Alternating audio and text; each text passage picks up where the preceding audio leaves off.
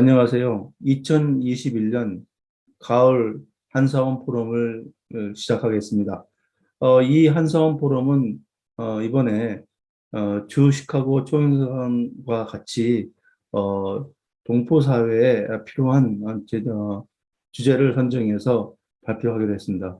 먼저 시카고 총연사원의 김영석 총연사의 말씀이 있겠습니다.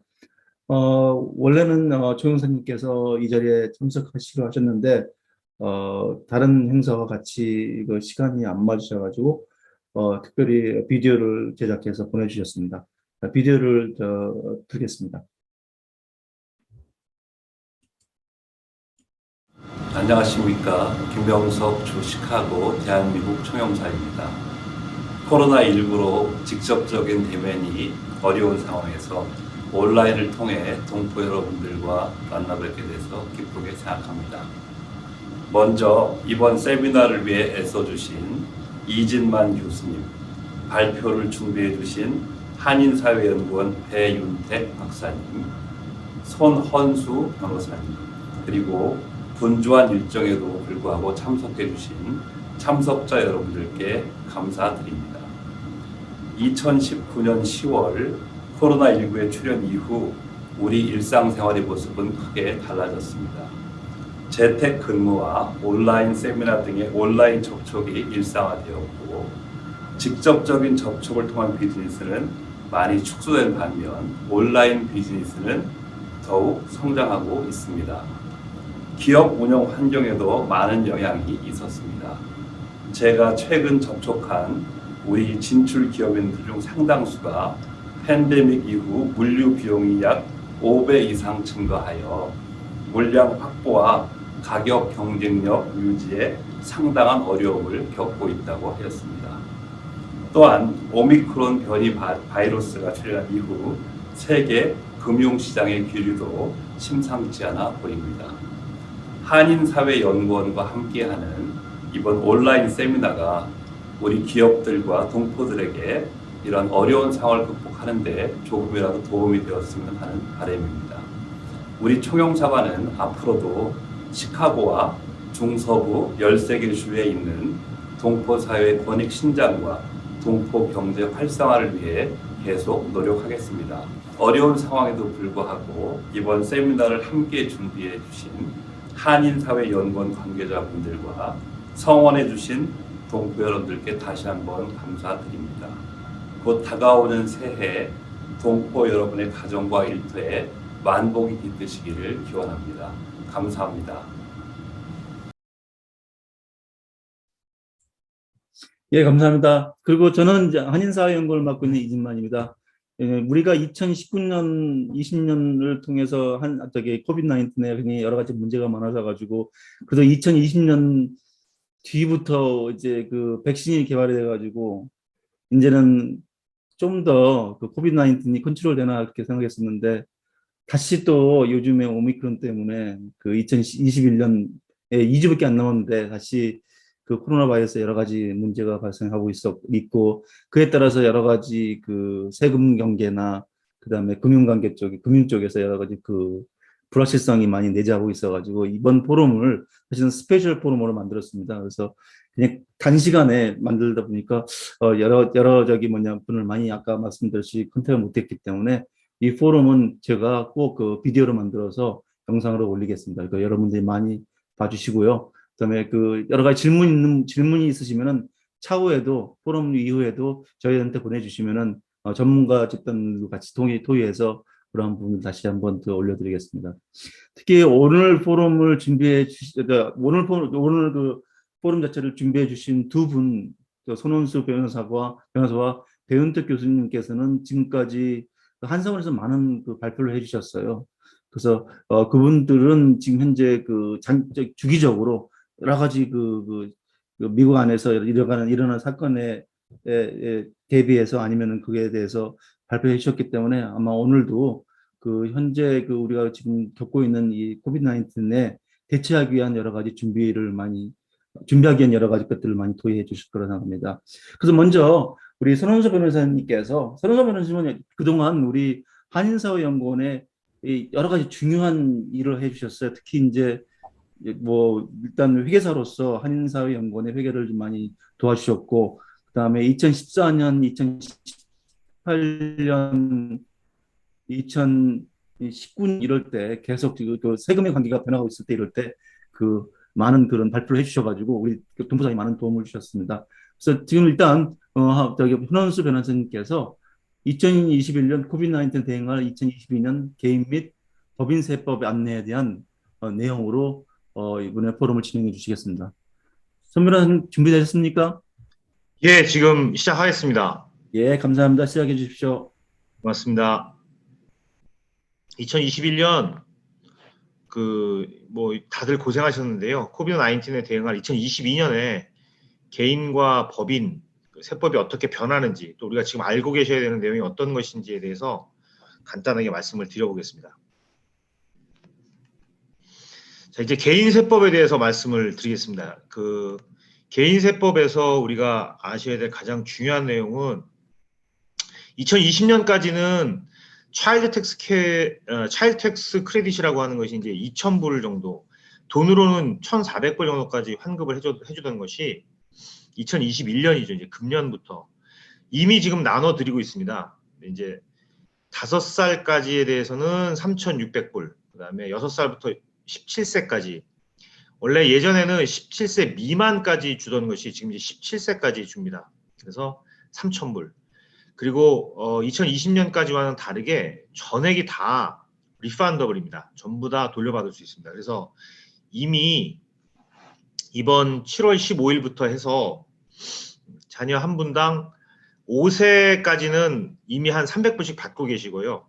그 다음에 이제 6세부터 17세까지는 한 달에 250불씩 해서 받고 있습니다. 그래서 자녀분들 두신 분들은 이미 IRS에서 체크나 또는 디렉트 디파짓으로 돈을 받고 계신데, 이 받으시는 게 이제 무슨 의미냐면, 원래 받으셔야 되는 자녀 한 분당 받으셔야 되는 3,600불이 있으면 그거의 반을 연중에 미리 나눠드리는 겁니다. 그리고 나머지 반은 내년도에 이제 세금 보고를 하시면서 나머지 반을 받으실 수가 있습니다. 원래는 7월부터 시작해서 7, 8, 9, 10, 11, 12 이렇게 6달 동안 이제 나눠드리기로 했었습니다.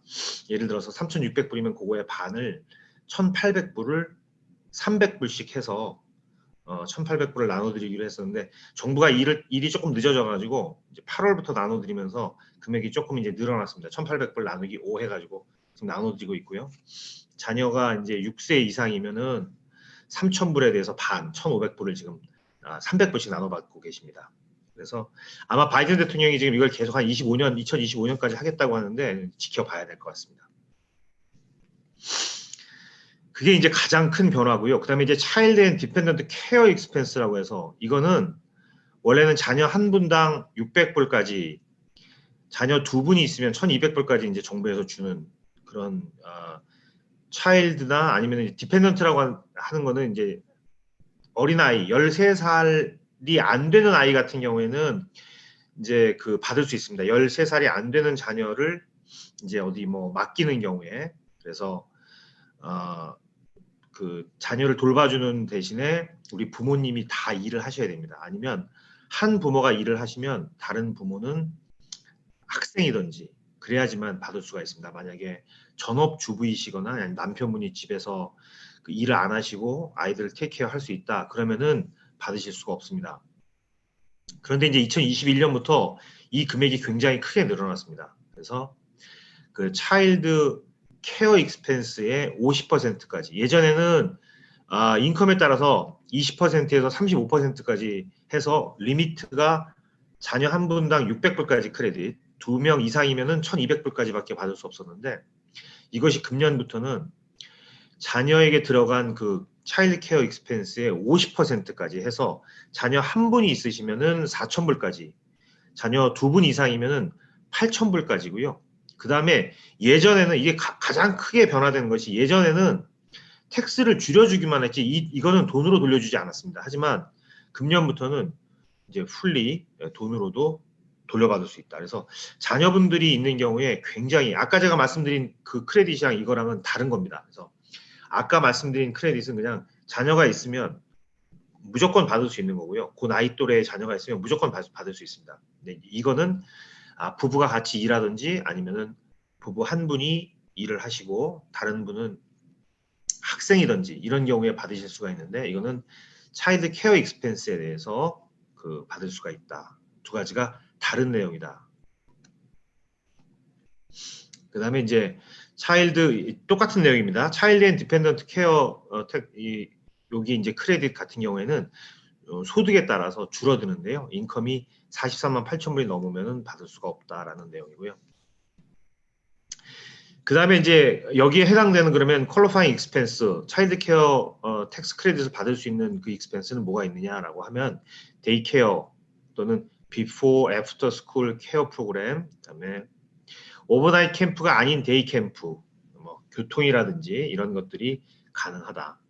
그 다음에 이제 회사에서 2020년까지는 5,000불까지 이렇게 지원해 줄 수 있었습니다.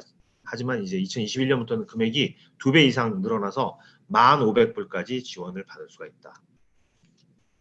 그 다음에 여러분들 다들 아실 텐데 정말 중요한 내용이 리커버리 리베이트 크레딧이라고 하는 겁니다. 그래서 물론 소득이 아주 높은 분들, 예를 들어서 싱글인 경우에 한 10만 불이 넘는 분들, 연간 소득이 10만 불 넘는 분들은 못 받으셨고, 부부 합산해서 이제 또 소득이 한 20만 불 이상인 분들은 한 푼도 못 받으셨을 텐데, 그렇지 않은 경우에 지금 요 밑에 나와 있습니다만은 그 싱글이 7만 5천 불이 안 되고, 그다음에 세대주 헤드 오브 하우스홀드가 11만 2,500불이 안 되고 연간 소득이, 그다음에 부부 합산 소득이 15만 불이 안 되는 분들은 다 받으셨습니다. 얼마씩 받으셨느냐? 저 처음에 받으시는 금액이 이게 이제 2020년에 받으셨죠. 2020년에 인당 1,200불씩 받으셨어요. 부부 합산하면은 2,400불. 그 다음에 디펜던트가 있는 경우에, 자녀가 있는 경우에 500불씩 받으셨고요. 그 다음에 또 세컨드 두 번째도 받으셨습니다. 이거는 인당 600불씩 받으셨죠. 그래서 식구가 만약에 4식구였다 그러면은 2,400불 이렇게 받으셨습니다. 세 번째, 이거 이제 받으신 분도 계시고 아직도 못 받으신 분도 계신데요. 이거는 1,400불씩 드렸습니다. 그래서 인당 1,400불입니다. 그래서 1,400불씩. 정부에서 주는 지원금은 리커버리 리베이트 크레딧이라고 해가지고 이 돈은 텍스 보고를 안 하셔도 됩니다. 그래서 만약에 첫 번째, 두 번째를 못 받으신 분들은 2020년 세금 보고를 이미 다 마치셨을 텐데 그때 이제 클레임을 해서 받으셨고, 아직 못 받으신 분들은 그때 세금 보고를 지금이라도 하셔서 받으실 수가 있고요. 그 다음에 1,400불, 요것도 못 받으신 분들은 이제 내년이죠. 내년에 이제 해가 넘어가면 내년에 2021년도 세금 보고를 하시면서 이제 추가로 신청하셔서 받으실 수가 있습니다. 물론 소득이 아주 높은 분들, 제가 지금 말씀드린 것처럼 싱글인 경우에 한 10만 불 이상, 그 다음에 결혼하신 분들은 20만 불이 넘어버리면 받을 수가 없습니다.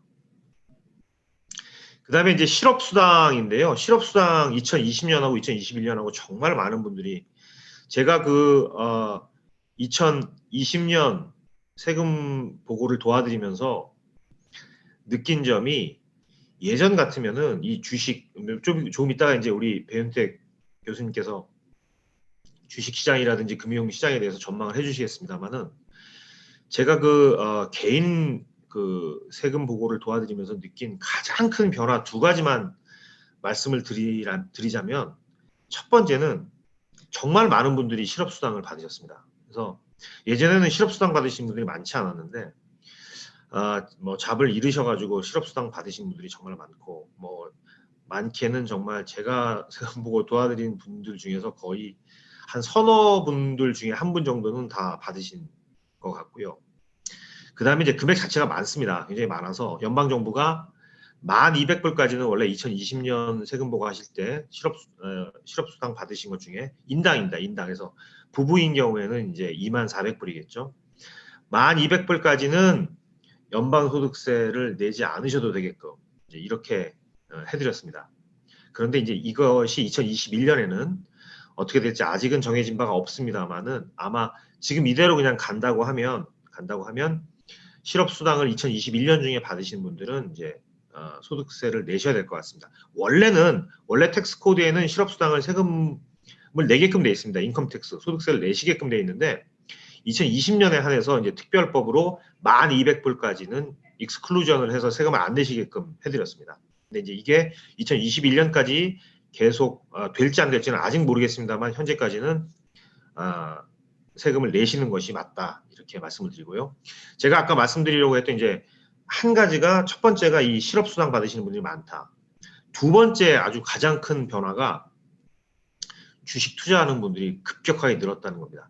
예전에 2020년 이 코비드 사태 전까지만 해도 제가 보기에는 이 주식 투자하시는 분들이 제가 도와드리는 세금 보고 도와드리는 개인분들 중에는 아마 한 10분 중에 1분 정도밖에 안 됐습니다. 그런데 2020년 이후 정말 2019년 20년 하면서 굉장히 급격하게 늘어가지고 요즘은 거의 한 3분 중에 1분 정도는 주식 투자를 하시는 것 같습니다. 그래서 뭐 요즘 많지 않습니까? 뭐 이트레이드라든지 무슨 뭐 여러 가지 뭐 로빈 후드라든지 이런 데서 투자해가지고 가지고 오신 분들이 굉장히 많고요.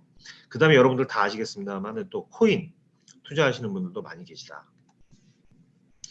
그 다음에 이제 또 여러분들이 주의하셔야 될 것이 이제 그 체리터블 컨트리뷰션이라고 해서 그 도네이션 하시는 것들 있지 않습니까? 종교 기관이라든지 자격이 되는 그런 기관에 도네이션 하시는 경우, 예전 같은 경우에는 이 도네이션이 그렇게 크게 혜택을 볼 수 없었습니다. 왜냐하면 온리 아이테마이즈 디덕션 받으시는 분들만 혜택이 있었는데 스탠다드 디덕션을 받으시는 분들, 요즘은 대부분이 그 트럼프 대통령이 세법을 개정한 이후로는 거의 뭐 80% 이상이 85%가량이 그 스탠다드 디덕션을 받고 있습니다. 그래서 아이테마이즈 디덕션 받는 분들이 거의 없습니다.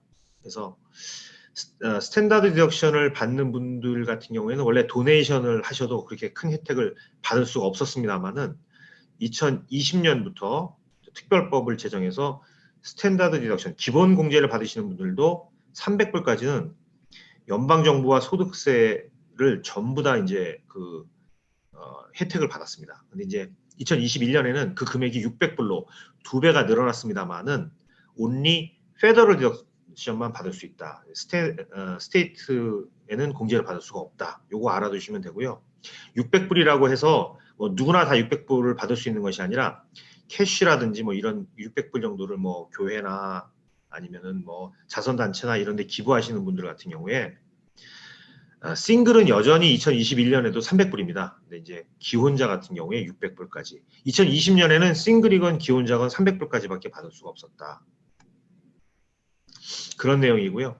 그 다음에 이제 체리터블, 아무래도 사회가 어려워지니까 도네이션에 대한 어떤 공제 규모를 굉장히 늘려줬습니다. 그래서 예전에는 그 자신의 소득에 아무리 그 해에 가지고 있는 재산 전액을 기부했다고 하더라도 그 해에 보고한 소득의 60%까지만 공제가 가능하고 나머지는 다음 해로 넘어가서 공제를 받을 수가 있었는데요.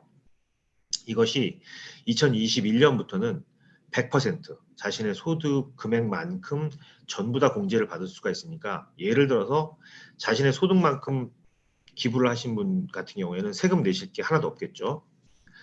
그 다음에 이제 물가 상승, 여러분들 뭐 인플레이션 다들 겪고 계실 텐데 인플레이션을 반영한 표준 공제 금액이 2020년에 비해서 조금씩 달라졌다. 이건 매년 달라지는 거니까 그렇게 중요한 내용은 아닙니다. 그 다음에 이제 법인세법에 대해서 간단하게 제가 말씀을 드리겠습니다. 법인세법은 법인과 관련돼서 아마 지금 법인을 하시는 분들이라든지 아니면은 사업하시는 분들 같은 경우에 정부 지원들 많이 받으셨을 텐데요.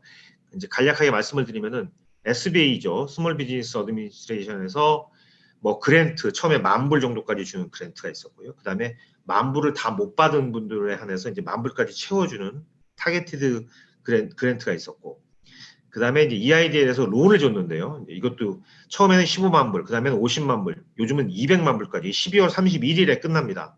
아직도 받을 수가 있습니다. PPP 론은 다 끝났습니다만 1차, 2차. RRF라고 하는 건 이제 레스토랑트 리바이탈라이제이션 펀드라고 해가지고 이것도 굉장히 많이 받았습니다. 이제 이거 얼마큼씩 받으셨냐면 2019년에 매상이 100만 불인 레스토랑이 2020년에 코비드 때문에 예를 들어서 매출이 하나도 없었다. 그러면 그 차액을 다 정부에서 지원해 줬습니다. 100만 불을. 그러니까 예를 들어서 2019년에 200만 불 팔던 회사가 식당이 2020년에 100만 불밖에 안 됐다. 100만 불로 줄어들었다고 하면 그 100만 불을 메꿔줬습니다. 그다음에 이제 그 ERC라고 해가지고요. 이제 뭐 Employee Retention Credit이라고 하는 것도 지금 아직도 가능합니다. 물론 지금 현재 받을 수 있는 회사들은 새로 창업한 회사들이고요. 예전 기존에 있었던 회사들은 이제 9월 30일에 끝이 났습니다. 간단하게 말씀을 드리면 그 EIDL 그랜트는 이제 10,000불 처음에 굉장히 많은 분들이 받으셨어요. 근데 처음에 잘 몰라가지고 직원 수당 1,000불씩 줬는데 그걸 알았으면 뭐 직원을 고용해서라도 받으셨을 텐데 직원 수가 몇 명이냐 이제 물어봅니다. 그래서 자영업자인 분들은 자기 혼자다 한 분들은 1,000불을 받았고 자영업자니까 직원이 없다 0이다 한 분들은 한 푼도 못 받으셨어요. 어쨌든 정부가 이제 그렇게 하다가 나중에 이제 타겟티드라고 하는 걸로 보상을 해줬습니다. 잘 모르고 신청을 잘못한 분들한테 나머지 차액 10,000불까지 해서 받을 수가 있었고요. 그 다음에 5,000불 이거는 이제 몇 가지 조건에 해당되는 경우에 5,000불까지 추가로 받는 스틸 지원이 가능합니다. 그 다음에 론은 처음에 이제 15만 불까지 지금도 이거 신청하시는 분들이 계세요. 이게 12월 31일까지니까 그 대신에 이거는 반드시 되갚아야 되는 겁니다. 그래서 3.75%를 그 다음에 Non-Profit Organization 같은 경우에는 2.75% 30년 상환으로 해서 빌릴 수가 있었고요. 그 다음에 지금 현재는 200만 불까지 빌려주고 있습니다.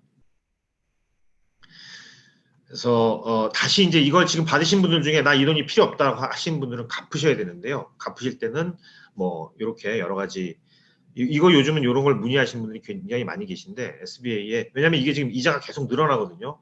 이 돈이 융자를 받으신 이후에 한 2년 정도 또는 1년 반 정도는 갚지 않으셔도 돼요. 원금이랑 이자를 상환하지 않으셔도 되는데 이자는 keep growing 합니다. 그래서 그걸 모르고 계시는 분들이 많으세요. 이제 빌려서 그냥 2년 동안은 이자도 안 늘어나고 원금도 안 갚아도 되니까 너무 좋구나라고 생각하시는데 이자는 계속 늘어납니다. 그래서 그걸 모르고 계셨다가 나중에 나 이건 돈 필요 없으니까 빨리 갚겠다 하시는 분들은 여기 지금 SBA 주소로 보내시던지 아니면은 온라인으로 갚으실 수 있는 방법이 있다. 그 다음에 이제 PPP에 대해서는 많이들 알고 계실 거예요. 1차, 2차 두 번 줬는데요. 이거는 갚지 않아도 되는 돈이었습니다. 그래서 이 PPP라고 하는 것 자체가 페이책 프로텍션 프로그램이라서 사실은 그 직원들을 계속 보유하고 계신 회사가 직원들한테 인건비를 줄 경우에 그 한 2달 반 정도에 해당되는 인건비를 정부에서 지원을 해줬습니다. 그래서 이것도 역시 받은 거를 세금 낼 필요 없고 그 다음에 인컴 텍스 낼 필요도 없는 정말 무상 지원이었습니다. 그래서 1차, 2차 다 끝났는데 대부분 받으셨고요. ERC라고 해서 또 Employee Retention Credit이라고 해서 정부가 참 많은 것들을 했습니다. 직원 고용 유지를 하면서 세금 크레딧을 주는 거였는데요. 2020년까지는 직원 한 명당 연간 10,000불에 대해서 50%까지 5,000불까지 줬습니다. 그런 것이 2021년에는 획기적으로 늘어서 쿼러당 10,000불에 대해서 70%니까 7,000불씩 이렇게 해가지고 1분기, 2분기, 3분기 원래는 4분기까지 하려고 했던 것이 정부가 이제 입장을 바꿔서 9월 30일까지 해서 다 끝나버렸습니다. 그 다음에 그 직원 신규 비즈니스에 대해서는 아직도 가능합니다. 신규 비즈니스란 도대체 뭐냐? 2020년 2월 15일 이후에 만드는 회사여야 됩니다. 그러면 지금 만들어도 되느냐? 연중에 만들면 됩니다. 지금 12월 31일 끝나기 전까지만 만들면 사실은 됩니다. 그런 경우에 2021년 3분기, 4분기 직원들에게 나간 인건비에 대해서 종업원 한 명당 10,000불까지 인건비에 대해서 7,000불을 정부가 지원을 해주겠다는 겁니다. 하지만 한 회사당 50,000불까지밖에 안 줍니다. 도대체 그러면 무슨 얘기냐? 예를 들어서 어떤 회사가 지금 만들어서 직원 10명을 고용해가지고 10,000불씩 줬다. 100,000불 아닙니까? 그러면 그 금액에 대해서 70%면은 70,000불일 텐데 회사당 50,000불까지밖에 안 되니까 50,000불을 정부에서 그냥 무상으로 지원을 해주는 그런 프로그램입니다. 그 다음에 이제 아까 제가 레스토랑 같은 경우에 말씀드렸습니다. 굉장히 많은 한국 레스토랑들이 그 초기에 지원을 해서 많이 받았습니다. 근데 이제 그걸 받고 난 이후에 나중에 사실은 처음에 이거를 신청하는 2주 동안은 마이너리티만 받았습니다. 그래서 우리 한국 한인분들이라든지 여자 사장님분들 이런 분들이 초기에 다 이걸 받았는데 그리고 나서 마이너리티한테들만 처음 2주 동안 신청을 하고 지원을 해주다 보니까 미국의 그 백인 남성 레스토랑 협회에서 이거 소송을 걸어가지고 미국 정부에 소송을 걸어서 이게 사실 지급이 중단이 됐습니다. 그래서 이미 받으신 분들이 토해낼 필요는 없지만 뭐 더 이상 이거를 갖다가 지급해주지는 않고 있다. 법인 세율을 같은 경우에는 지금 트럼프 대통령이 예전에 35%였던 걸 갖다가 21%로 낮췄지 않습니까? 2018년에 이걸 갖다가 이제 우리 바이든 대통령이 아마 그 중간 21% 현재는 현행 21%인데 그걸 갖다가 28% 정도로 21%와 35% 중간 정도로 올리겠다라고 했다가 지금 아직은 정해지지 않았습니다. 그래서 뭐 25% 정도로 하는지 지금 아직도 계속 얘기가 진행 중이다. 이렇게 알고 계시면 뭐 급하게 이제 준비하고 급하게 시간이 없어서 말씀을 많이 드렸습니다만 어쨌든 나머지 추가적인 내용들은 질문이라든지 이런 데서 여러분들께 좀 말씀을 드릴 수 있도록 하겠습니다. 자, 우리 그 이진만 교수님, 회장님, 예. 예, 감사합니다. 예, 발표 감사해 주시고 했고, 그다음에 또 지금 현재 그 제가 채팅의 윈도우에 오픈을 했으니까 여러분이 혹시 그 지금 이제 우리 손은슬 변호사님께서 발표하신 내용 중에 질문 있으시면 질문해 주시고요. 특히 이제 그 채팅에 안 되시는 분은 저한테 많이 말씀해 주시면 제가 그 언뮤트를 해드리겠습니다. 그래서 일단 그 우리 저기 뭐냐 손은수 변호사님께서 지금 발표하신 내용 보니까 진짜 미국은 엄청난 지원을 했다는 얘기죠, 사실은. 특히 이제 스몰 비즈니스도 시작해서 마이너리티까지 이렇게 많이 지원을 해줬다는 말씀이신데 거기에는 통계가 좀 나와 있습니까? 그러니까 어느 정도 지원이었다는 등 아니면은 그 매출 대비 어느 정도까지 지금 현재 미국에서는 지원이 되고 있는지 그런 거에 대해서 말씀해 주실 수 있으세요? 예, 아주 좋은 질문이십니다. 미국 정부는 역시 통계라든지 이런 데 굉장히 강하기 때문에 sba.org 그래서 sba.org 여기에 들어가시면 각각의 지원금에 대해서 어떤 주에 더 많이 나갔고 어떤 주에 적게 나갔고 그다음에 얼마씩 전체 금액이 얼마씩 혜택을 받았는지 어쨌든 모든 통계 자료들이 잘 나와 있습니다. 그래서 만약에 이제 그 부분들에 대해서 연구를 하시거나 저기 하실 분들은 또는 이제 궁금해 하시는 분들은 sba.org에 가셔가지고 그 자료를 보시면 굉장히 많은 그 유용한 자료들을 접근하실 수 있습니다. 그래서 아이고 네. 예. 그 다음에 지금 질문에 들어간 것 중에 하나가 그 지금 저기 이분은 연장자를 모시고 계시는데 특히 이제 그 연로한 부모님들도 모시고 계시고 그러실 텐데 그런 분들에 대한 어떤 그 디펜던트에 대한 그런 세금 공제나 세금 혜택에 대한 그런 정보는 좀 나와 있습니까? 죄송합니다. 제가 지금 이 질문을 읽느라고 저기 회장님 예. 다시 한 번만 예, 교수님 디펜던트에 대해서 질문하신 건데 연장자들 네네. 있죠. 나이 드신 분들을 같이 모시고 계시는 그런 가족들 같은 경우 그런 경우에 어떤 세금 혜택이나 아니면 세금 공제 뭐 이런 것들에 대한 어떤 그런 맞습니다. 법안이나 아니면 새로운 변화가 있는지를 알고 싶어 하시나요? 맞습니다. 지금 아마 이런 것 좀 궁금해 하시는 분들이 계십니다. 처음에 우리가 지금 정부에서 1200불 지원해 줬고요. 그 다음에 600불 한번 지원해 줬고 그 다음에 1400불 이렇게 지원해 주셨는데 그 기준이 다 달랐습니다. 예를 들어서 부모님 모시고 계신 분들 같은 경우에 예를 들어서 처음에 1200불 같은 경우에는 디펜던트라고 하는 것이 이제 같은 세금 보고를 하면서 거기에 올린 자녀들 중에서 어린 자녀들 있지 않습니까? 그래서 예를 들어서 대학생 자녀가 별도로 나와서 세금 보고를 했다든지 뭐 이런 경우에는 이제 혜택이 없었고요. 그냥 17세가 안 된 자녀들에 대해서만 줬습니다. 처음에 줄 때는. 그래서 17세가 안 된 자녀 같은 경우에 그것도 500불씩. 처음에 이제 부부는 1200불씩 주고 17세가 안 된 자녀들 같은 경우에는 이제 500불씩 줘서 대학생 자녀도 못 받았고 부모님을 모시고 있는 분들도 못 받았고 그랬습니다만은 그 뒤에 600불은 2차로 줬던 600불은 부모님이 됐건 누가 됐건 뭐 자기 세금 보고에 부양가족으로 집어넣은 분들은 다 받을 수 있었습니다. 그 다음에 이제 마지막 1,400불도 마찬가지로 모든 분들한테 다 줬습니다. 왜냐면 이제 그것 때문에 기준이 막 헷갈리고 이러다 보니까 그렇게 했고요. 또 이제 이런 부작용이 있었습니다. 처음에 1,200불을 세금 보고 한 분은 1,200불을 드리고 디펜던트 같은 경우에는 안 드리다 보니까 이제 뭐 대학생 자녀들이 별도로 나가서 세금보고를 해서 1,200불씩 받는 경우가 많았습니다. 그래서 그런 걸 막기 위해서 그냥 디펜던트들은 다 똑같이 600불이면 600불.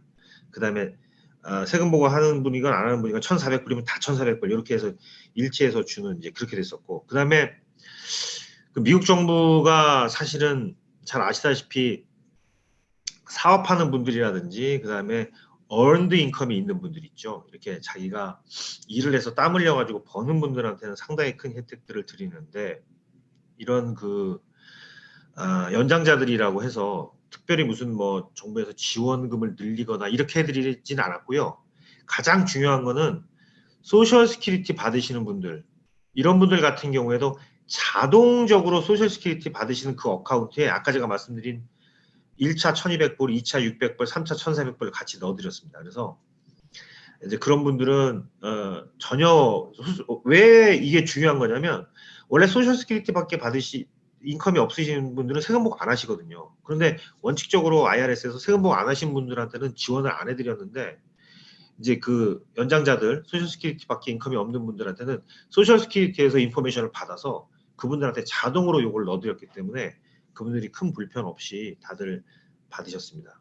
그거 이외에는 사실은 연장자들이 세금을 사실 내거나 이제 이런 게 없기 때문에 뭐 정부에서 특별히 뭐 이제 어떤 혜택이라든지 이런 것들을 더 추가로 드린 거는 특별히 없다, 이렇게 말씀드릴 수 있을 것 같습니다.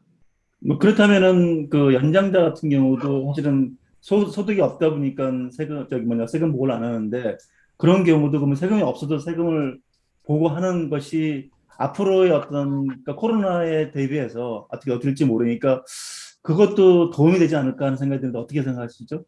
맞습니다. 그럴 수 있습니다. 그 어떤 분들은 이제 그거에 누락된 분들이 계세요. 예를 들어서 소셜 시큐리티에서 또 정보가 제대로 안 돼가지고 그 가만히 계셨어도 원래 받으실 수 있었어야 되는데 그것도 못 받으신 분들은 IRS에서 두 가지 방법을 이제 줬습니다. 이제 하나는 뭐였냐면 IRS 웹사이트에 들어가서 직접 이제 신청을 해서 나는 못 받았다 하면 이제 그분들한테 거기다가 은행 인포메이션이라든지 주소를 드리면 그분들한테 따로 이제 그 지원을 해드리는 이런 게 있었고요. 그것도 많은 연장자분들이 이제 웹사이트라든지 이런 거에 좀 익숙하지 않으시니까 그런 경우에 이제 세금 보고를 지로 파일이라도 하시면서 신청을 하면 역시 또 드렸습니다. 그래서 0으로 파일을 하더라도, 예전에는 0으로 파일을 하면 소득이 하나도 없다고 하면은 이 파일이 안 됐거든요. 근데 이제 온라인으로 IRS 웹사이트나 아니면은 뭐 세금 보고 하시는 분들, 도와주시는 분들을 이용해서 지로 파일을 하더라도, 그러니까 수입이 하나도 없다 나는, 하지만 나는 그 못 받은 그 정부 지원금을 받아야겠다라고 신청을 하시면 그분들에게 다 드렸습니다. 그래서 그 다음에 이제 여기 지금 그 채트의 질문을 제가 간단하게 답변을 드리겠습니다. 우리 배 교수님 하셔야 되니까.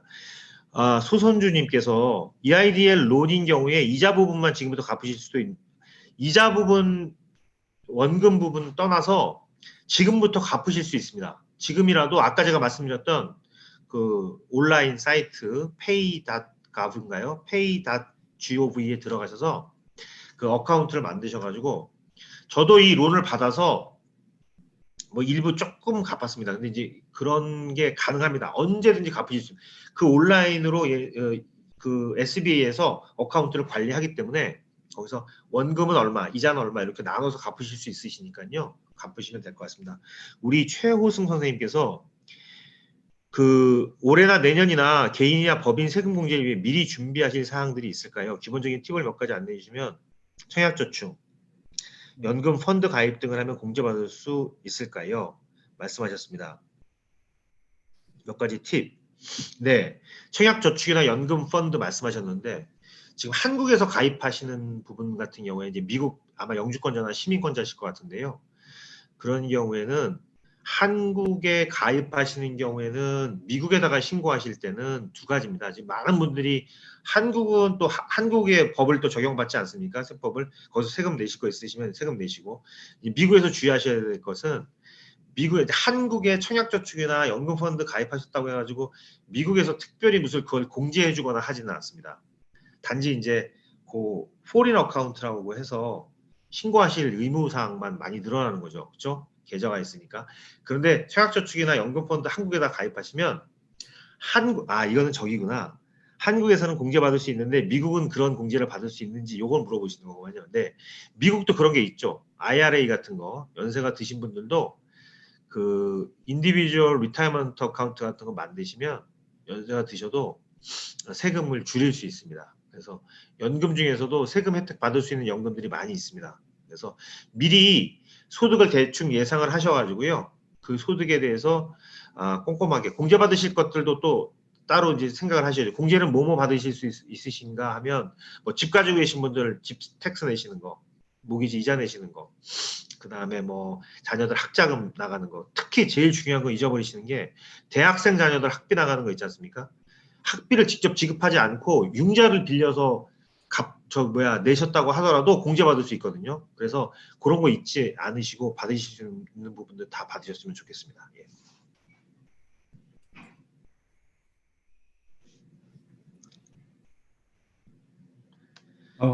이제 질문이 더 없으시면은 또 이제 아마 제가 마지막으로 이제 다 두 분 프레젠테이션 끝난 다음에도 또 질문의 기회가 있으시니까요. 혹시 계시면서 또 질문 사항 있으시면 또 채팅에 올려주시면은 나중에 다시 또 저희들이 답해드리겠습니다. 그리고 지금까지 여러 두 가지 세금이죠. 사실 개인 세금이나 비즈니스 세금에 대한 여러 가지 법인세에 대해서 말씀해 주셨는데 한마디로 요약하시다면 어떻게 하실까요? 그러면 올해 2021년 세금 보고를 하는 개인으로서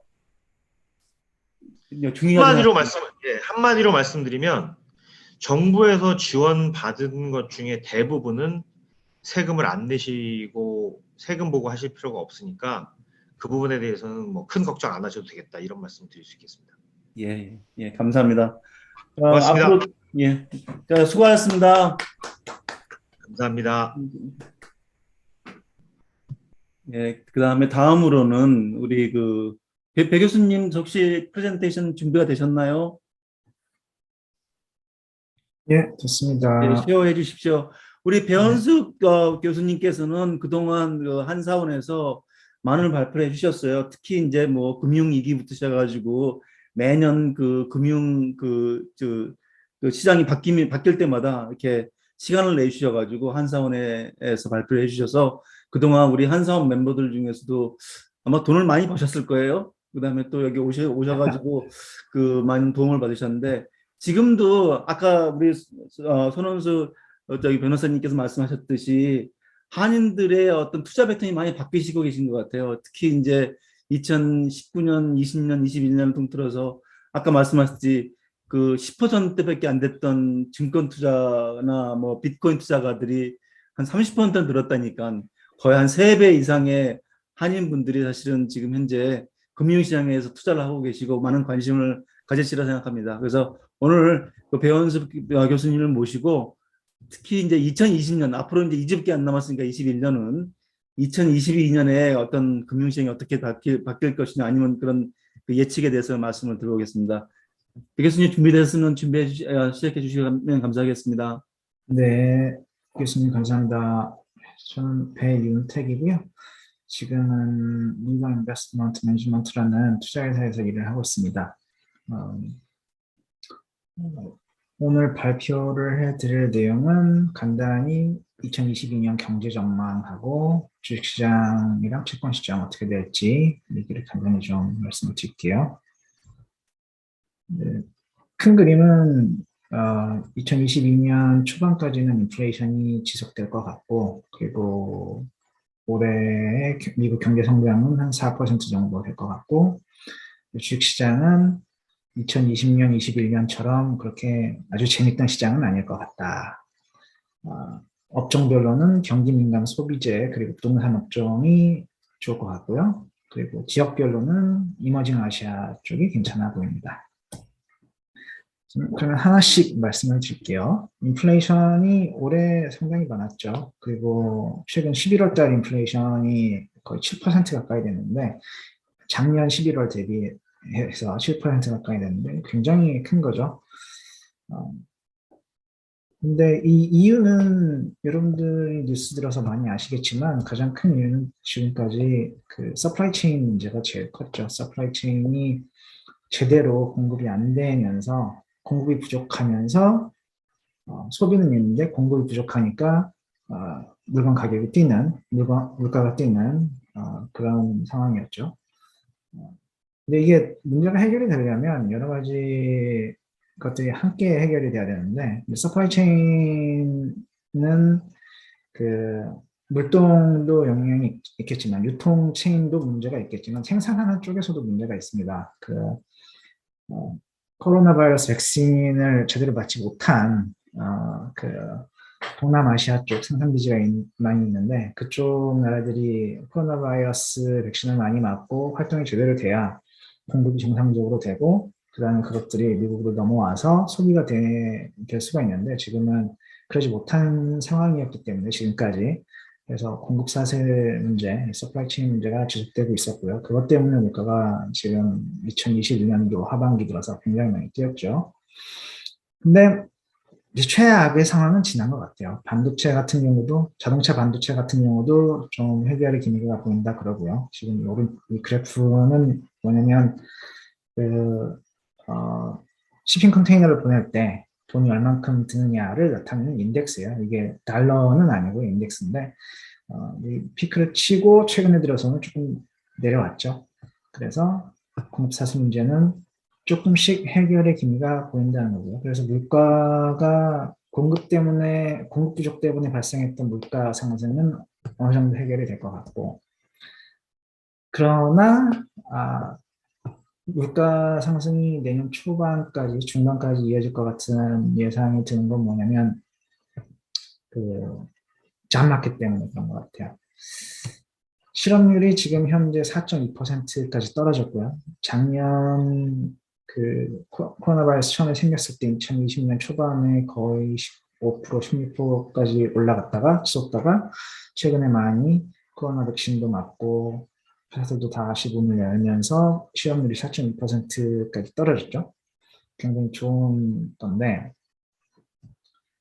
근데 노동 참여율은 예전만큼 회복되진 않았어요. 2019년 코로나 바이러스 이전의 노동 참여율은 거의 한 63% 정도였는데 지금은 62% 아래죠. 사람들이 많이 노동에 참여하지 못하고 있는 거예요. 이 두 개의 지표가 상당히 다른 그림을 보여주고 있는 건 실업률은 노동을 할 수 있고 노동을 하고 싶은 사람 중에 직업을 갖지 못한 사람이 몇 프로냐? 100명 중에 4명이 직업이 없다는 거고요. 노동 참여율은 그냥 일을 할 수 있는 사람들 중에 100명 일을 할 수 있다고 하면 그 중에 62명 정도만 직업을 찾고 있는 거예요. 나머지 40명 가까이는 그냥 나는 일을 하지 않겠다라고 얘기하는 거고요. 여러 가지 이유가 있죠. 코로나 때문에 집에서 있어야 되고 애들을 학교에 보내지 못하고 데이케어에도 보내지 못하고 그러면서 집에서 애들을 이제 돌봐야 하고 이런 일들이 생기니까 어쩔 수 없이 집에 있는 경우가 많이 있습니다. 그리고 지금 그런 상황이 지금 벌어지고 있기 때문에 여러 가지가 종합적으로 이렇게 벌어지고 있기 때문에 기업들이 아니면 회사들이 사람은 찾고 있는데 이게 사람을 구할 수가 없는 거예요. 노동을 하고 싶은 사람이 일자리를 찾는 사람이 절대적으로 부족하기 때문에 그래서 보통은 실업률하고 잡 오프닝 레이트라는 건 뭐냐면 전체 기업의 일자리 중에 지금 하이어링 하고 있는 일자리가 몇 개인가라는 건데 보통은 지금 같은 수준의 실업률이면 4% 정도면 전체 기업의 일자리 수가 한 100개가 있다 그러면 한 5자리 정도 4개에서 5개 정도 자리가 비어서 사람을 하이어링을 하는데 지금은 한 7자리 정도가 자리가 비어서 사람을 찾고 있는 거예요. 그러니까 3명 정도가 지금 비어 있는 거예요. 그만큼. 그래서 사람들이 그만큼 일을 안 하고 있다는 거예요. 여러 가지 이유로. 그것 때문에 지금 이런 실업률은 낮고 사람은 구하기 어렵고 노동 참여율은 저조하고 이런 복합적인 요인들 때문에 인건비가 굉장히 많이 상승했습니다. 특히나 2021년 중반부터 2분기부터 지금까지 연간으로 10% 넘는 인건비 상승이 있었죠. 근데 이 인건비 상승 때문에 물가가 올랐다고 보긴 힘들고 지금까지 물가 상승은 그 서플라이 체인 문제라고 봐야 되겠고요. 이제 이게 본격적으로 영향을 미치는 건 지금 이번 4분기, 내년 1분기, 2분기 정도 이렇게 영향을 미칠 것 같아요. 그래서 인플레이션의 문제는 아마도 내년 2022년 1분기, 2분기 정도까지는 가지 않을까. 그래서 인플레이션이 내년 1분기, 2분기에 적어도 한 4%, 5% 정도 예상이 되고 있습니다.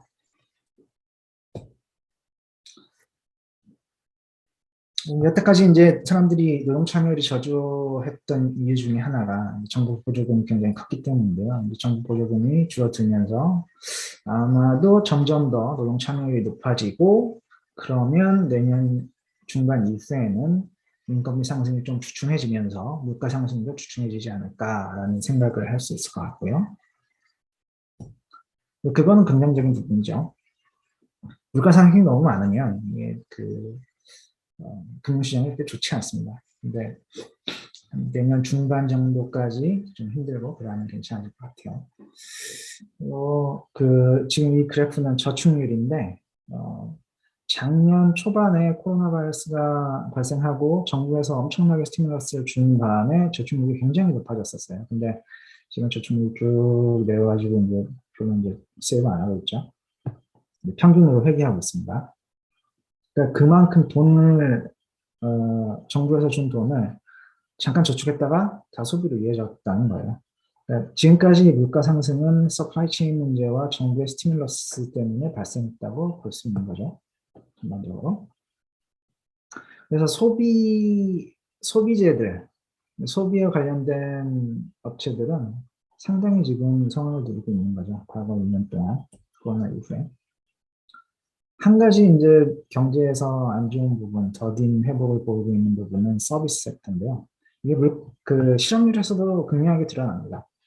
이 그래프를 보시면 이게 소비재 관련된 부분들 중에 어떤 부분이 얼마만큼 회복했느냐를 나타내고 있는 건데 2019년 4분기를 100으로 봤을 때 듀러블 굿즈가 뭐냐면 소비 민감 소비재예요. 이게 자동차, 세탁기, 돈 많이 들어간 어플라이언스들이나 돈 있을 때 쓰는 것들 그런 것들인데 듀러블 굿즈에 대해서는 굉장히 소비가 많이 증가했죠. 2019년 4분기보다 훨씬 더 많이 증가했습니다. 그러니까 이런 거를 만드는 회사들, 유통업체들은 굉장히 많이 돈을 벌었을 거예요. 지금까지. 논적으로 굿즈는 뭐냐면 우리가 맨날 필요한 것들, 치약, 칫솔, 기저귀 이런 것들 꼭 필요한 것들 생활에 그런 것들도 굉장히 많이 소비가 많이 증가했어요. 집에 있는 바람에. 근데 서비스 부분은 아직도 회복을 다 하지 못했죠. 그 서비스는 포함되는 게 가장 크게 포함되는 게 요식업이죠. 호텔, 레스토랑 이런 것들인데 이쪽은 아직도 회복이 되지 못했습니다. 그래서 이런 산업별 회복이 실업률에도 반영이 많이 돼 있어요. 그 지역별로 보시면은 뉴욕이나 뉴저지, 북동부 지방의 실업률은 아직도 높은 반면에 서남쪽에 있는 텍사스, 아이다호 이런 지역, 애리조나 이쪽은 또 상당히 많이 회복이 돼 있고요.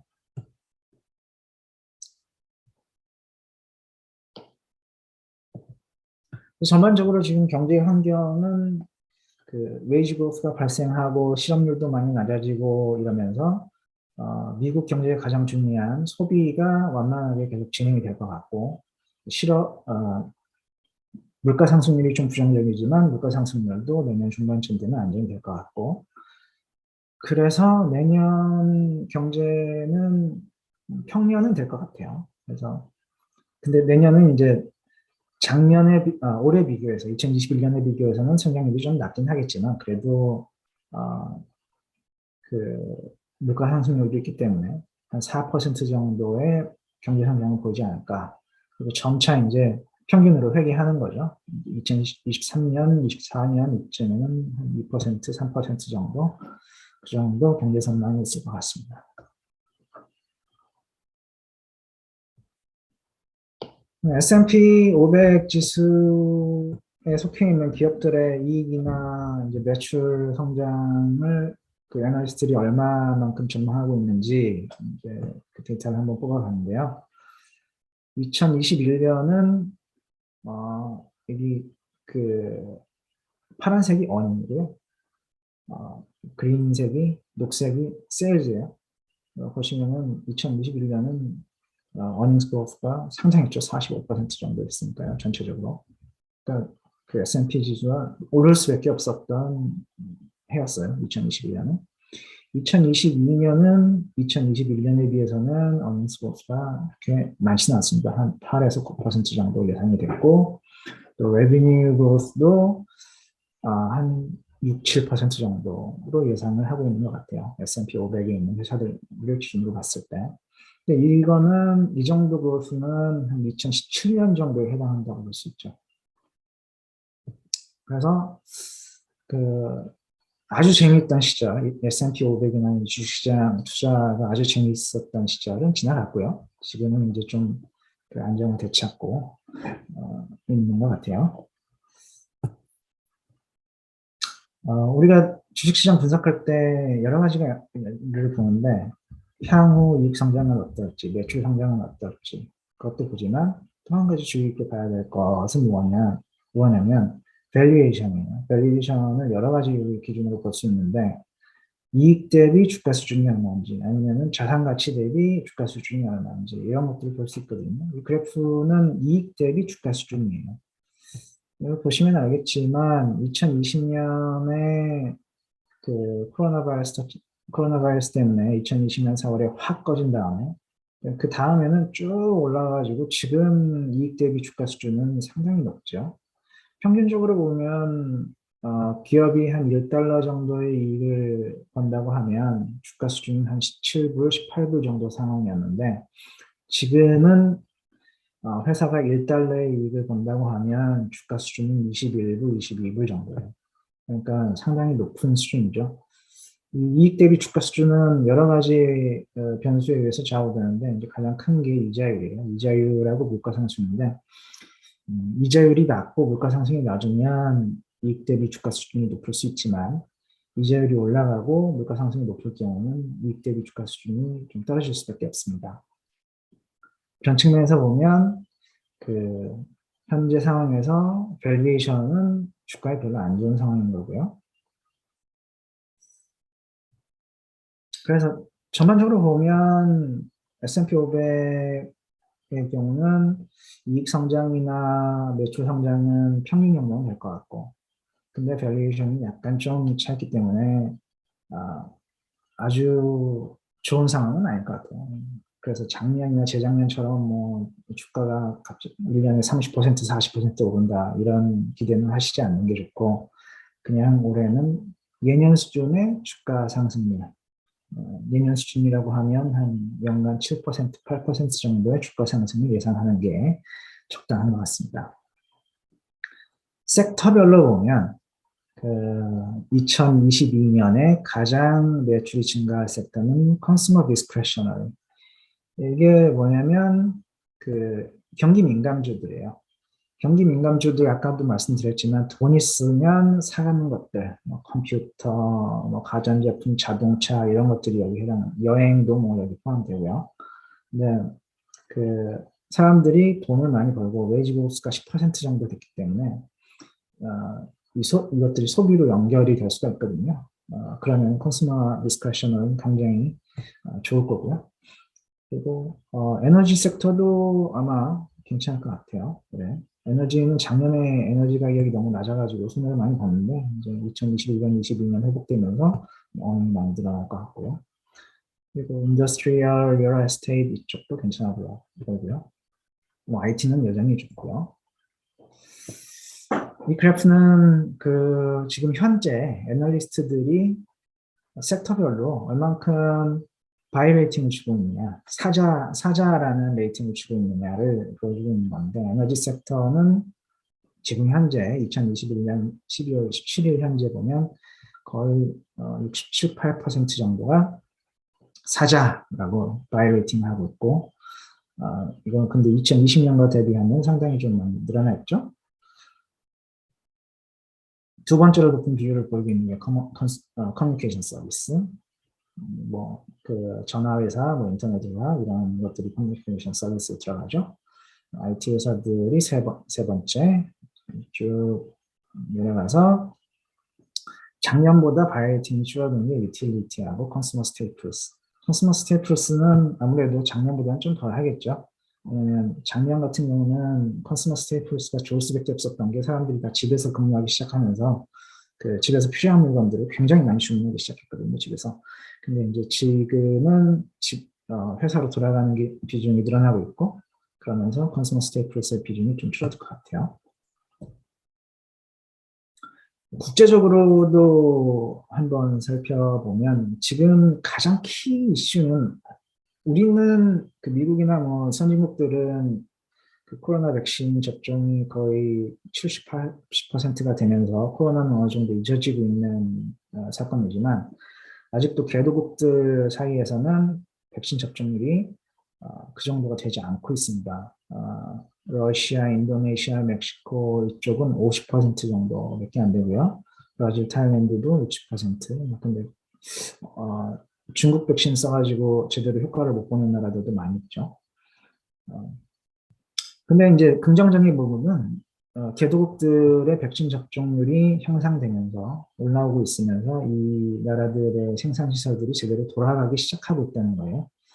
근데 이게 제대로 돌아가려면 백신 접종률이 한 70, 80% 정도까지 올라가야 되는데 그러려면 시간이 한 1년에서 1년 반 정도 걸릴 것 같아요. 다른 선진국들의 그 경우를 봤을 때를 생각해 보면요. 그러면 한 2021년 중반부터 이 개도국들이 백신을 본격적으로 접종하기 시작했으니까 한 2022년 2분기 정도 되면 대부분 개도국에서 생산시설들이 제대로 돌아가기 시작할 것 같아요. 그러면 공급 문제도 상당히 많이 해결되고 이쪽 나라들의 GDP 그로스나 이런 것들도 상당히 개선이 될 것 같습니다. 그래서 이제 2021년은 선진국 시장이 좋았다고 하면 2022년 같은 경우는 개도국 시장이 괜찮을 것 같아요. 생산시설이 많이 몰려있는 개도국들, 특히 베트남, 미얀마, 말레이시아, 필리핀, 인도네시아 이런 나라들이 2021년에 비해서 2022년의 GDP 그로스가 상당히 개선이 될 것 같습니다.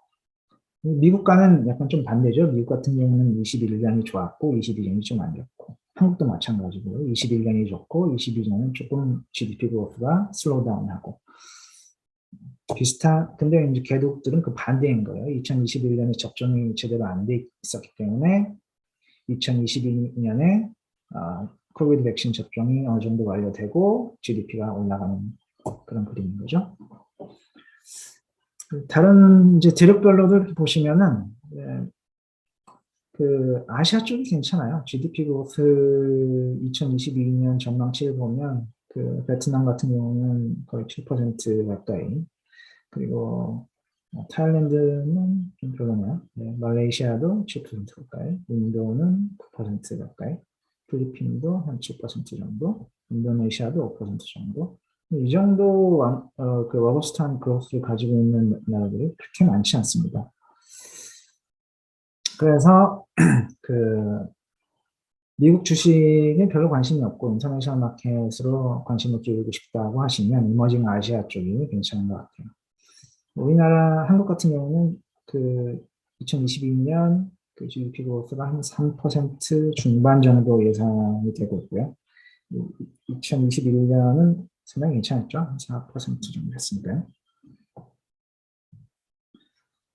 근데 이제 위험 요소들이 조금 있죠. 주식시장에. 2020년, 2021년 같은 경우는 최악의 상황이 코로나 바이러스였는데 2020년 3월에 있었던. 이제 그게 딱 터지고 나머지는 회복되는 과정이었기 때문에 위험 요소들이 무시가 될 수 있었어요. 근데 지금은 다 이제 선진국 지수 같은 경우는 회복이 거의 다 됐고, 경제적으로. 그러니까 다른 요소들이 크게 부각이 될 수 있는 거죠. 그 여러 가지 큰 그림 크게 보면 러시아의 우크라이나 침략이 진행이 될 경우에 이게 또 큰 문제가 될 수 있고요. 우크라이나는 나토에 가입하고 싶은데 이제 가입을 안 시켜주고 러시아는 이제 우크라이나를 침략을 하고 싶고 우크라이나 동부에 러시아 동포들이 많이 산다 그래요. 그래서 이게 만약에 진행되면 우크라이나 쪽으로 가스관이 지나가고 이 가스관이 유럽으로 가는데 유럽에서 이 가스를 받아갖고 써야 되는데 특히나 겨울철에 이 우크라이나 침략이 겨울철에 일어나고 가스관이 닫히기라도 한다면 가스값이 폭등을 하면서 유럽 경제가 상당히 타격을 받고 그러면 주식시장이 좀 많이 출렁거릴 수가 있겠죠. 그리고 두 번째 위험 요소는 제가 보기에는 중국이 독재화가 상당히 많이 진행되고 있고 부채 문제가 좀 더 불거질 수 있을 것 같아요. 최근에 아, 그 부동산 업체 하나가 이제 거의 망할 수준이 됐죠. 상당히 큰 부채를 떠안고 있는데요. 근데 그 부동산 회사가 그냥 그 부채 문제가 생긴 게 아니라 이제 정치적인 면이 좀 있더라고요. 그 시진핑의 그 반대파들에 속해 있는 부동산 회사였는데 시진핑이 독재화를 하면서 그쪽이 이제 약해지고 그러면서 그 부동산 회사를 좀 쪼이는 그러면서 거기 돈줄을 쪼이면서 상대파들을 압박하는 그런 현상이 일어나고 있기 때문에 이제 이런 일들이 계속 반복이 되다 보면 그 정치와 경제 문제가 좀 별개로 돌아가야 되는데 시진핑이 경제까지 한꺼번에 다 관리를 하게 되면 그러면은 경제가 돌아가야 되는 대로 안 돌아갈 수가 있죠. 그러면 문제가 될 수 있습니다. 우리가 그 최근에 아주 극명한 그 예가 뭐냐면 터키인데 터키가 최근에 물가 상승률이 거의 20% 가까이 됐는데 최근 이자율을 낮췄어요. 이 상당히 경제 상식과 어긋나는 결정이었죠. 왜 이렇게 됐냐면 에르도안이 독재를 시작하고 난 다음에 중앙은행의 결정까지 자기 마음대로 하고 있기 때문이죠. 독재를 하더라도 경제 정책은 좀 전문가한테 맡겨야 되는데 독재를 하고 나면 자기가 왕이기 때문에 모든 걸 자기 마음대로 하고 싶거든요. 그런 거는 그렇게 되면 이제 문제가 되는 거죠. 터키가 지금 리라화가 그래서 한 20%, 30% 정도 지난 일주일간 한 20%, 30% 정도 절하가 된 것 같아요. 이렇게 가다 보면 터키는 이제 망하게 되겠죠.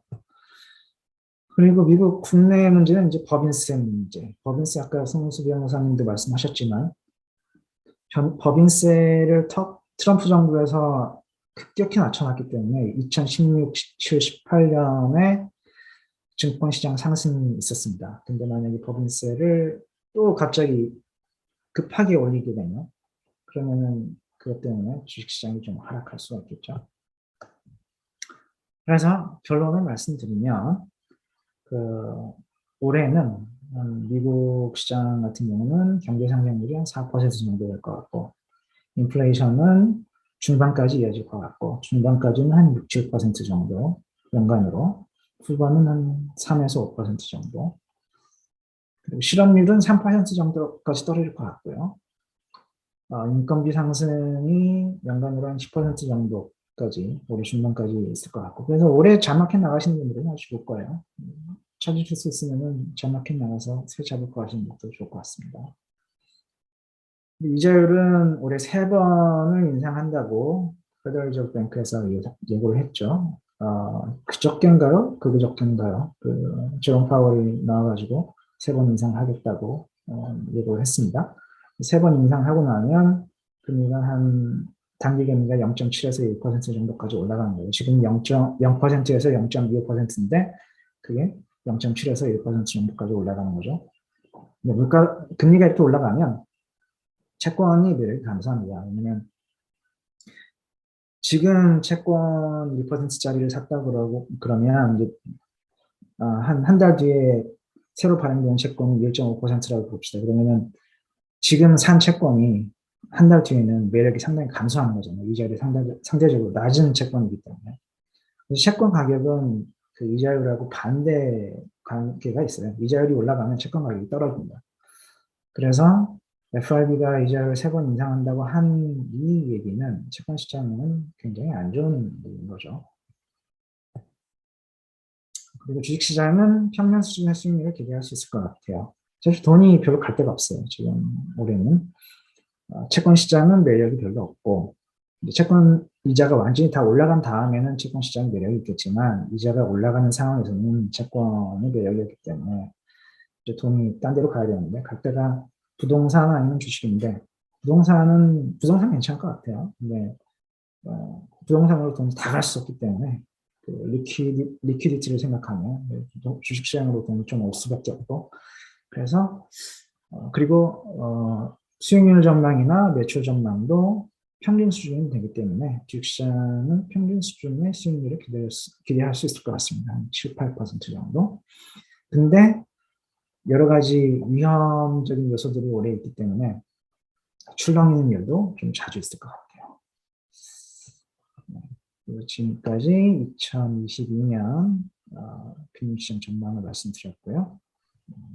질문 있으시면 여쭤보시면 제가 아는 한도에서 말씀을 드리도록 하겠습니다. 아유, 감사합니다. 또 백 교수님. 그 2022년 증권시장이랑 경제적 전반적으로 예측을 해주셔서 감사하고요. 근데 제가 한 가지 질문이 있는 게 뭐냐면은, 지금 현재 이러한 프레딕션은 사실 오미크론이 나오기 전에 많은 프레딕션이 일어났고, 오미크론이 이렇게 심각하게 벌어질 거라는 그런 가능성이 없는 상태에서 그런 예측이 일어난 거 아닙니까, 혹시? 그래서 지금 현재 유럽 마켓도 그렇고 미국도 마찬가지지만 여러 경제가 지금 다시 락다운으로 들어가 있는 상태고, 특히 지금 제가 이제 한국에 있지만 한국에 같은 경우도 락다운의 문제가 지금 발생하고 있거든요. 그런 걸 따졌을 때 그런 가변수가 어떻게 영향을 미칠지에 대해서 좀 설명해 주시면 어떠실까요? 맞는 말씀이신데요. 그 델타 바이러스가 처음에 나왔을 때도 약간 증권시장에 충격이 있었고, 오미크론이 나왔을 때도 충격이 좀 있었죠. 한 2주 전 정도였던 것 같아요. 그런 것들은 다 어느 정도 반영이 된 것 같습니다. 증권시장에. 학습 효과가 있잖아요. 이게 이 코로나 바이러스가 처음 나왔을 때는 굉장히 큰 충격이었지만, 그다음에 델타 나오고 오미크론 나오고 이제 이 다음에 또 다른 베리언트가 나온다고 해도 증권 시장에는 아주 큰 충격은 주지 못할 것 같아요. 네.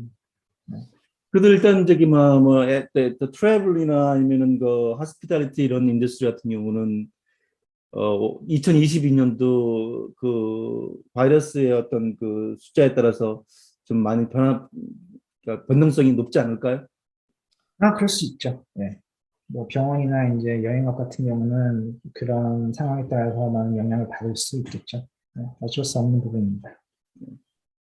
예, 감사합니다. 자, 지금 제가 여러분들의 채팅 윈도우에서 지금 저기 질문을 하시고 계시는데, 지금 현재 비디오랑 오디오를 다 킬 수 있게 만들어 놨거든요. 그래서 여러분이 원하시면은 비디오를 켜시고 여러분의 얼굴도 보여주시고, 그다음에 오디오도 켜셔가지고 질문도 할 수 있게 만들었거든요. 그래서 다들 들어오셔가지고 편하게 질문해 주시기 바랍니다. 혹시 물어봐 빨리. 나 아까 들어가서 못 보니까.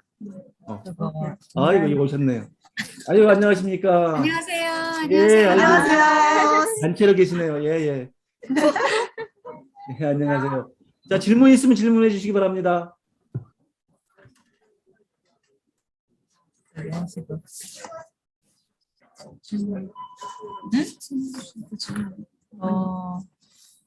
제 이름은 이름은 저는 유점순인데요. 저 손원수 변호사님께 한 가지 여쭤보고 싶은데요.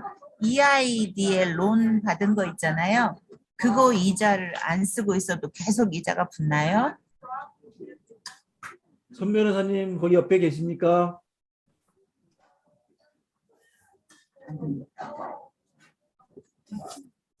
네, 안녕하십니까. 예, EIDL은 그 안 쓰셔도 계속 붙습니다. 그러면 상환하는 게 더 안 쓰면은 상환하는 게 맞습니다. 나은. 안 쓰실 거면은 일부라도 지금이라도 상환하시는 게 맞습니다. 왜냐면 그 잘 아시는 것처럼 2020년에 받으신 거는 24개월 동안 원금 이자 그 안 갚으셔도 되고요. 그다음에 2021년 금년에 추가로 받으신 것들이 있으면 그거는 18개월 동안 유예가 되거든요. 유예가 된다는 게 한국말로 하면은 왜 몇 년 거치 이러지 않습니까? 그래서 뭐 2년 거치. 그래서 2년 동안은 원금 이자를 갚으실 필요는 없습니다. 없지만 이자는 받으신 순간부터 계속 째깍째깍째깍째깍 올라가기 때문에 지금도 이미 많이 올라갔을 겁니다. 이자율이 똑같이 픽스된 거죠? 3.75. 픽스지요? 3.75%. 3.75% 맞습니다. 예, 그게 예. 올라가진 않지요? 3.75%를 조정하지는 않을 겁니다. 처음에 계약이 됐기 때문에요. 나중에 그래서 사실은 아까 우리 배윤택 교수님 말씀하신 것처럼 배 박사님 말씀처럼 예를 들어서 이자율이 앞으로 계속 올라간다고 예상을 하면 사실은 우리 돈 빌리기 굉장히 어렵지 않습니까? 사업하시는 거 잘 아시다시피. 그래서 이게 좀 메리트가 있지 않을까 싶은데 지금 현재 낮은 이자율 상에서는 3.75%가 또 그렇게 좋지는 않습니다. 제가 대충 말씀을 드리면 지금 이미 다 알고 계시겠지만 아까 제가 15만 불, 50만 불 지금 최대 받을 수 있는 것이 200만 불이라고 말씀드렸는데 3.75%로 감안했을 때 15만 불 정도 빌리시면 한 달에 원금 이자 합쳐가지고 731불 정도를 30년 동안 매달 갚으셔야 됩니다. 근데 15만 불을 30년 동안 갚으시는 걸 다 더해보면 2배는 조금 안 됩니다만 원금 이자 다 합치면은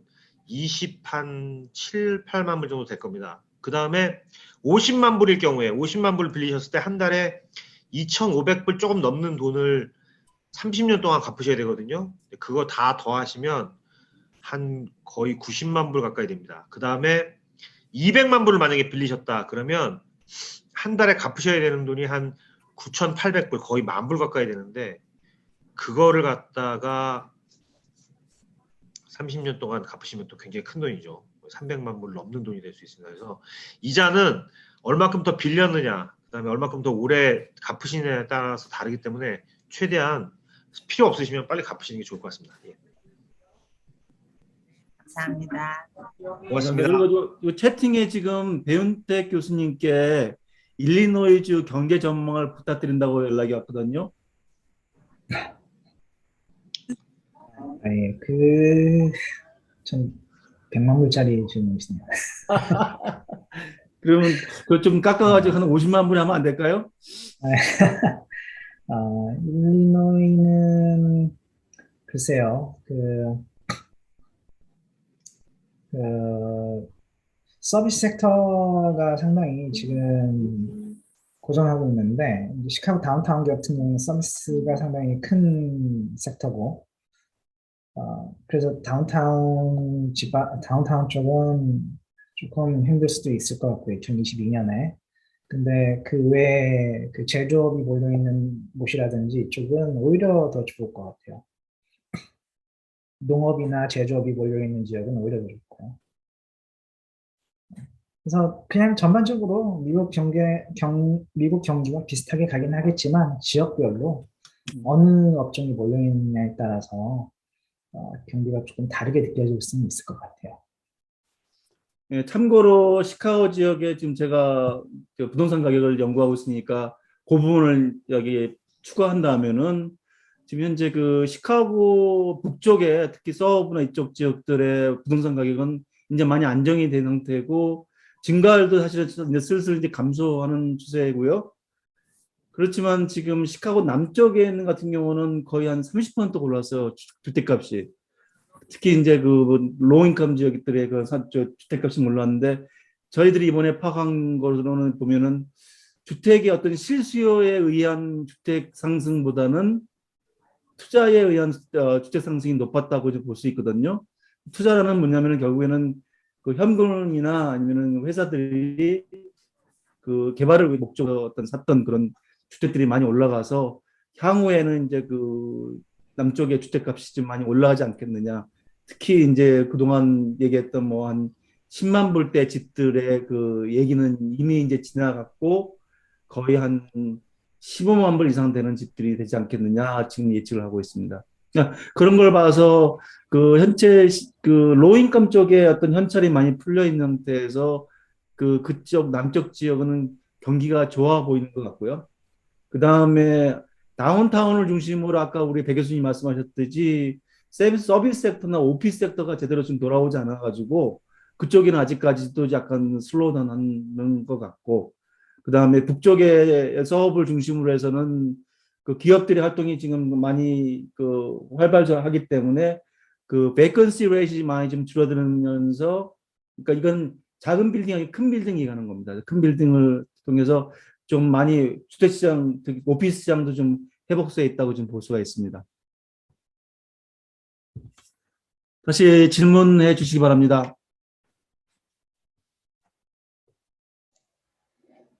네, 안녕하세요. 저 배윤택 교수님께 질문 드리고 싶은데요.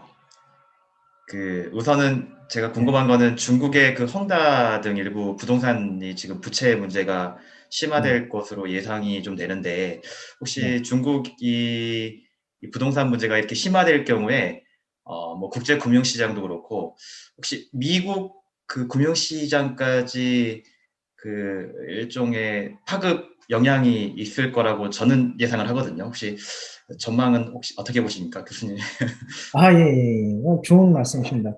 뭐, 당연히 있을 수밖에 없고요. 중국의 GDP 규모가 지금 뭐, 탑5 안에 드니까요. 중국이 문제가 생기면 당연히 미국 시장에도 영향을 미칠 수밖에 없을 것 같습니다. 근데 이제 좋은 현상은 뭐냐면 최근에 이제 트럼프 정부부터 중국에 대한 의존도를 상당히 낮추려고 노력을 했어요. 그래서 미국이 수입하는 나라들을 보면 중국으로부터 수입되는 양이 최근 한 3년 넘으면 계속 줄어들고 있습니다. 보수가 줄어들고 있고 반면에 이제 미국 연합국들로부터 수입량은 늘어나고 있고요. 특히나 대만이나 우리나라도 굉장히 많이 늘고 있어요. 한국으로부터 수입도. 그래서 미국도 그런 것들을 염두에 두고 있고, 그래서 중국으로부터 영향력을 상당히 낮추려고 노력을 많이 하고 있어요. 그래서 만약에 지금 문제가 3년 전에 발생했다면 미국 증시가 상당히 많이 출렁거렸을 텐데, 지금 중국의 입김이 상당히 많이 줄어들고 있기 때문에 헝다그룹이 망한다고 해도 지금 당장 뭐 미국 주식이 한 20%씩 떨어지거나 이런 일은 없을 것 같아요.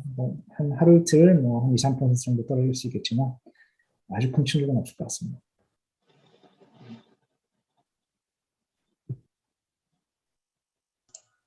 네, 감사합니다. 제가 그리고 한 가지만 더 교수님께 문의드리고 싶은 게 요즘 이제 예전에는 없었던 암호화폐 거래가 상당히 지금 활성화가 되고 있고 가격도 예측할 수 없는 수준까지 오르락내리락 하고 있는데요.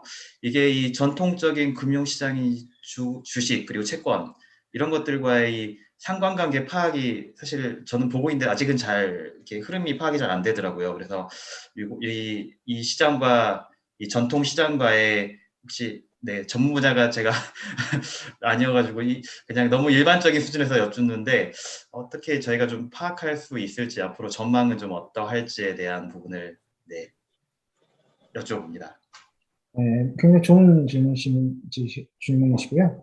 크립토는 제도권에 들어온 크립토가 있고 제도권에 들어오지 않은 크립토가 있습니다. 제도권에 들어온 크립토는 비트코인 같은 거죠. 그런 것들은 이제 ETF도 만들어지고 큰 기관 투자자들도 투자를 하고 있어서 이제 비트코인 같은 경우는 지금까지는 수익률이 지금 제도권 수익률과 완전히 달랐지만 앞으로는 비슷하게 갈 거예요. 코릴레이션이 좀 더 증가할 것 같고요. 근데 아직 제도권에 들어오지 않은 크립토 같은 경우는 어디로 갈지 아무도 알 수가 없습니다.